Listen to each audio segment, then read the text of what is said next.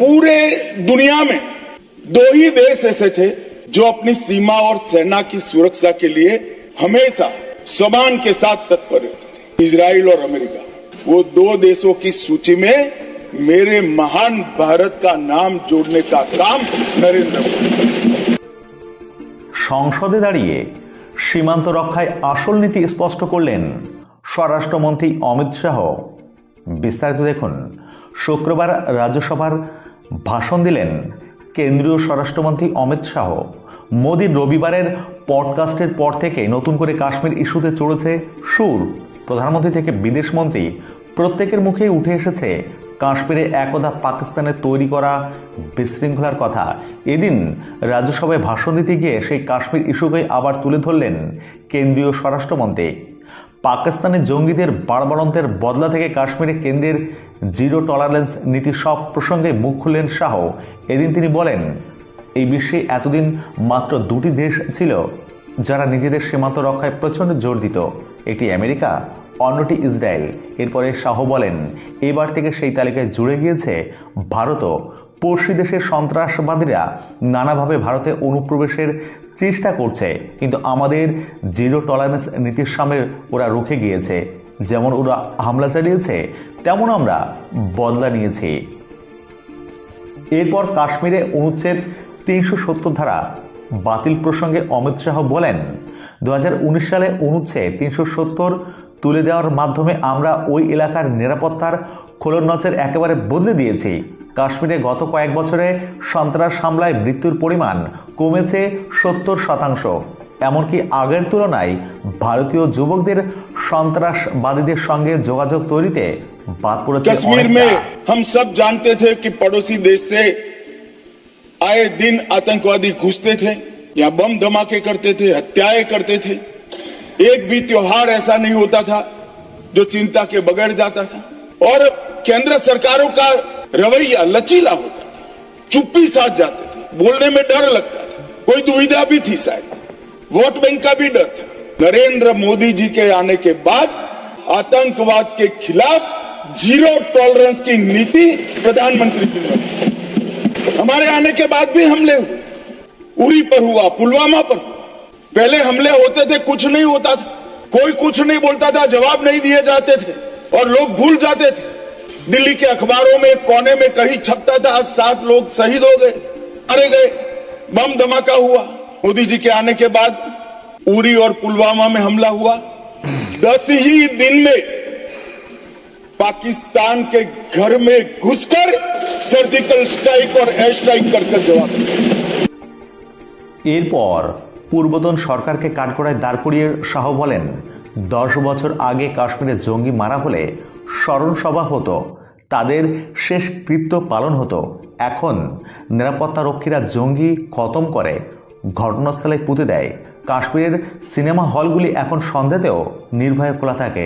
সেখানে আমরা G20 এর সভা করি, মহরম মিছিল অনুষ্ঠান হয়। তবে কাশ্মীরকে শান্ত করেই আমরা ক্ষান্তও থামেনি। এবার 2026 সালের মধ্যে গোটা দেশকে মাওবাদী মুক্ত করতে চলেছি। এদিন স্বরাষ্ট্রমন্ত্রী অমিত শাহ ঠিক কি বলেছেন দেখুন।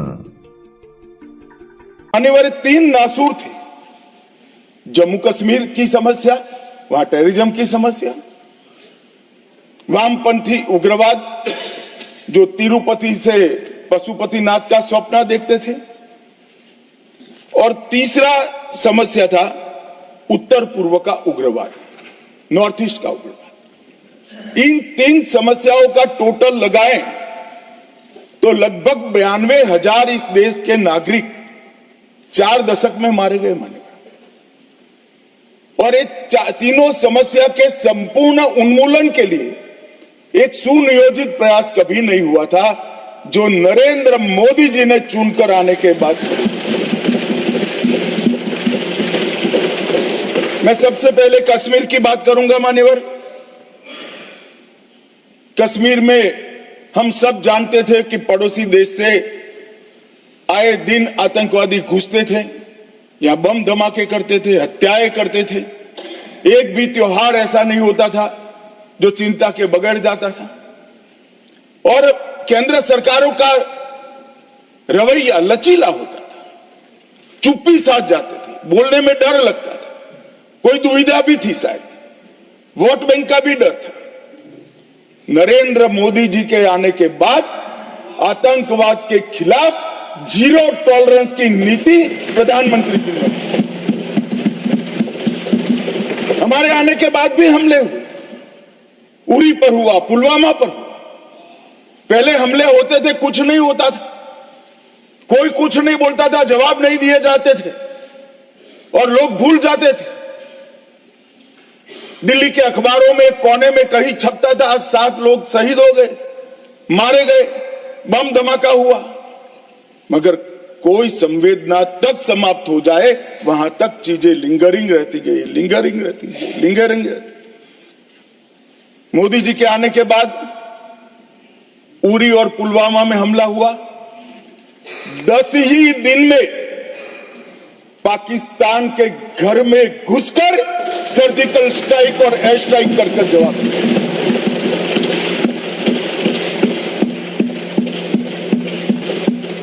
पूरे दुनिया में 2 ही देश ऐसे थे जो अपनी सीमा और सेना की सुरक्षा के लिए हमेशा सम्मान के साथ तत्पर रहते थे, इजराइल और अमेरिका।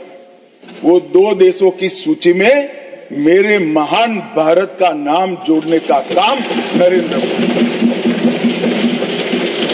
और वहीं से शुरू हुई आतंकवाद के खिलाफ जीरो टॉलरेंस की नीति।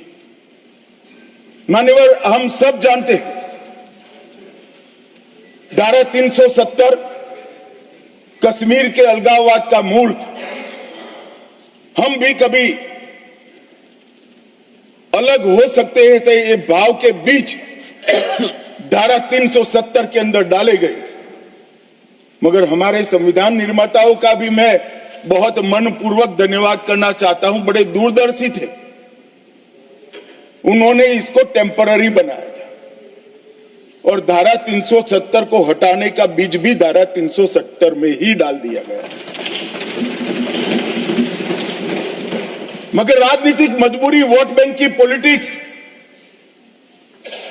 हमारे पुरखों ने धारा 370 डाली है, हम नहीं हटाएंगे, ऐसी जिद धारा 370 को लेकर चलती रही, कई सालों तक चली। और मान्यवर, यही सदन में 5 अगस्त 2019 में मोदी जी ने धारा 370 को समाप्त। हमारे संविधान निर्माताओं का वो स्वप्न कि एक देश में 2 प्रधान, 2 विधान, 2 निशान नहीं होंगे, कैसे हो सकता है? देश में एक ही प्रधानमंत्री हो सकता है, देश का एक ही संविधान हो सकता है और देश का झंडा भी एक हो सकता है। कैसे एक देश में 2 विधान, 2 प्रधान, 2 निशान हो सकते? मगर चलाए गए, सालों तक चलाए गए और 5 और 6 अगस्त 2019 को इस देश में एक विधान, एक प्रधान और एक निशान का नया दौर